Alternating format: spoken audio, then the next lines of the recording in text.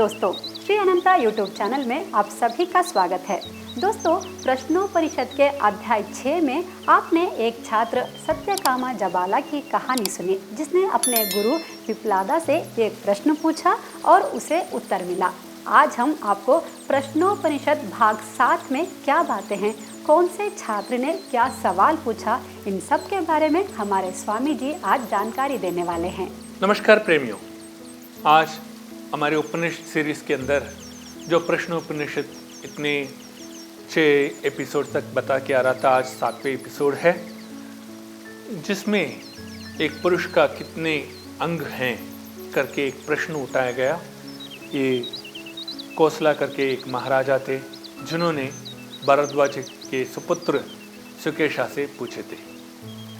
इसका उत्तर सुकेशा जी को पता नहीं था, जिसके वजह से उन्होंने महाराज जी को बताया कि मुझे इसका उत्तर पता नहीं है, जिस बारे में मैं जानता नहीं हूँ उसके बारे में मैं विचार भी मैं प्रकट नहीं कर सकता, तो आप मुझे माफ़ कीजिए करके बताया।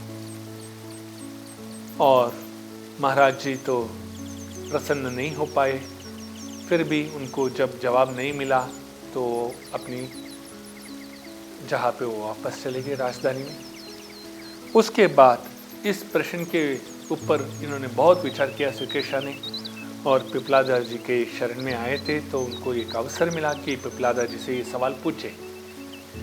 और पिप्लादा जी ने भी बताया, प्रश्नोपनिषद के अंदर ही उन्होंने ये चौथे मंत्र में सरल से बताए हैं वो क्या क्या अंग होते हैं जिससे हम पहचाने जा सकते हैं कि हमारे ये अंग हैं। तो वो पुरुषा के बारे में बता रहे थे, परम पुरुष के बारे में बता रहे थे। परम पुरुष के अंदर 16 अंग होते हैं, जिसमें प्रमुख जो पहली वाली है उसको कहते हैं प्राण, और दूसरा जो है श्रद्धा, जो हमारी फेथ होती है। तीसरा उन्होंने बोला है ये पंचभूत, और चौथा उन्होंने बोला है हमारे पंच ज्ञान इंद्रिय और पंच कर्म इंद्रिय। उसके बाद हमारे मन के बारे में 5वां उन्होंने बोला है। छठा जो हम आहार लेते हैं, जो हमारी बुद्धि खाती है, उसको उन्होंने बोला है, दिमाग खाती है, जो भी कहिए उस आहार को। उसके बाद 7वां हमारा बल, तो 8वां हमारी तपस और मंत्र और कर्म। उसके बाद हमारी ज्ञान। इन सबको ये सब मिला के जो पंच कर्म इंद्रिय, पंच ज्ञान इंद्रिय, इन सबको हम मिला के हम बोलेंगे तो ये 15 हो जाता है। और 16 अंग जो होती है उसको हम कहते हैं अपनी पहचान। यानी कि जब तक एक इंसान के अंदर प्राण ना हो, श्रद्धा ना हो, पंचभूत ना हो, और पंच इंद्रिय, पंच ज्ञान इंद्रिय, पंच कर्म इंद्रिय, उसके साथ साथ उसकी तपस, उसकी प्रार्थना, ये सब मिलके ना हो और ज्ञान ना मिलके ना हो, वो परिपूर्ण नहीं होता। ये इन सब के साथ वो अपना एक पहचान बनाता है, वही परम पुरुष है करके बताया है। तो वेद के अंदर ये बोला गया है, जो एक ही सत्य होता है, जो आरोपी है, निर्गुण है, निराकार है, और उसकी आकार जब आती है तब ये अंगों को लेके वो आता है। जो निराकार आकार को लेके आता है तो अंगों के साथ आता है। जब निराकार था तो वो किस तरह रह सकता है? यानी कि मैं आपको एक सरल से एक उपाय बताता हूँ। जब आप निद्रावस्था में होते हैं, आपके पास कुछ आकार होती है क्या? बिल्कुल नहीं। यानी कि आपका शरीर नहीं है, आपकी इंद्रियां नहीं है, आपकी मन नहीं है, आपकी बुद्धि नहीं है, आप में चंचलता नहीं है। जब कुछ भी नहीं है, आपको कुछ पता भी नहीं है आपके प्राण भी हैं कि नहीं, वो निद्रावस्था है। तो उसी प्रकार जो परमपिता है, जब वो एक एब्सोल्यूट स्टेट में रहता है, जहाँ पे कहीं पे भी उसकी प्राण हिलती जुलती नहीं है, जो स्टैग्नेंसी हम कहते हैं, ऐसे स्टेट में जब रहता है, वो परमपिता अपने आप को नहीं पहचानता है। उसकी अपनी एक पहचान नहीं होती है। वो कब पहचान आती है?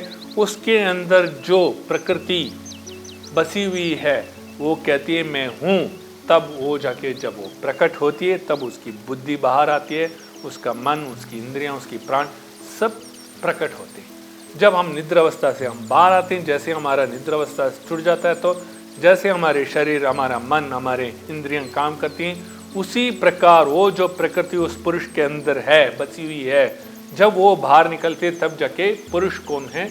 पता चलता है। इसी को ही 16 अंग कहा गया है और पिप्पलादा जी ने सुकेशा को इसका वर्णन दिया। तो इस वर्णन के बाद सुकेशा जी को पूरा ज्ञान प्राप्त हुआ। ना ही केवल सुकेशा को, जो बाकी विद्यार्थी 5 विद्यार्थी थे उन्होंने भी अच्छा ये प्राप्त करके और पिप्पलादा जी के शरण में 6 शिष्य लोगों ने शरणागति में जाके उनसे भक्ति और याचना की कि हमें ये ज्ञान हमेशा हमारे अंदर बने रहे और आपके आशीर्वाद हमारे साथ बने रहे। तो इस तरह से जी जो 16 अंग हैं एक पुरुष के अंदर, उसको हमने आज समझा। एक निद्रावस्था में हमें जैसे पता नहीं चलता, जब हम जागृत अवस्था में आते हैं हमें सब कुछ पता चल जाता, हम एक अपनी पहचान कर लेते हैं। उस जागृत अवस्था को उन्होंने बोला है अज्ञानता। क्यों? वहाँ पे जब हम परख के देखते हैं हमारे पास बहुत सारे विचार आते हैं, वो सारे विचार कब खत्म होते हैं? निद्रावस्था में। तो विचार में सुख और दुख हम देखते हैं, उस सुख के वजह से हम आनंद भोग उठाते हैं, जब दुख आती है तो हम रोने लग जाते हैं। जो ये दुविधा जो आती है ना, इस दुविधा से जो परे होता है वही सत्य है। जो दुविधा के अंदर रहता है वो अज्ञानता है। इसी को अज्ञानता कहा गया है और निद्रावस्था को ज्ञान कहा गया है। तो इस प्रकार आपको सरल से मैंने बताया ज्ञान क्या होती है। वो निद्रावस्था आती है जहाँ पे आपका विचार कुछ नहीं होते, प्रकट नहीं होते। जहाँ पे विचार प्रकट होते हैं वो अज्ञानता है। अज्ञानता के कारण ही दुख में हम समेटे जाते हैं। तो दुख से बच के आगे आना है तो अज्ञानता को छोड़ना पड़ेगा, उस परमपिता के इसमें लीन होना पड़ेगा शरण में, तब जाके ये अज्ञानता दूर होगी। तो इस प्रकार उन 6 शिष्यों ने पिप्पलादा से ज्ञान प्राप्त करके अपना ज्ञान मार्ग की ओर वो चले गए और सबको ज्ञान बांटे। इसी प्रकार और आगे हम बने रहेंगे और बाकी सारे उपनिषदों के साथ, और हमारे भी ज्ञान बढ़ते रहे। उस परम पिता से हम प्रार्थना करते हुए मैं आपसे विदाई लेता हूँ। ओम श्री साईं।